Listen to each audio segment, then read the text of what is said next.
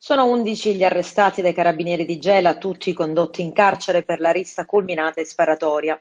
Oltre al 34enne di Gela, Paolo Quinto di Giacomo, che è stato arrestato per tentato omicidio e porto abusivo di arma da fuoco clandestina, altre 10 persone sono state arrestate per rissa aggravata.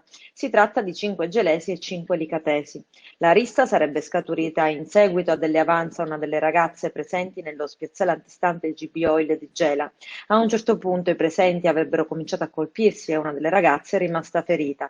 Sarebbe stata quest'ultima a chiamare il fratello Paolo Quinto di Giacomo, che è arrivato quando ormai la polizia e i carabinieri erano riusciti a riportare la calma. Una volta individuato chi aveva ferito la sorella, l'uomo ha preso la pistola e ha sparato 4 colpi, uno dei quali ha raggiunto un licatese di 42 anni che si trova ricoverato all'ospedale Vittorio Emanuele in prognosi riservata.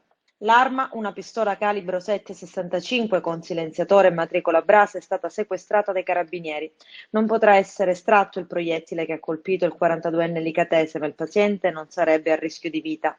I medici hanno ritenuto di lasciare il proiettile in sede per evitare eventuali conseguenze più gravi. Il paziente è ricoverato in chirurgia in prognosi riservata, ma in condizioni stabili.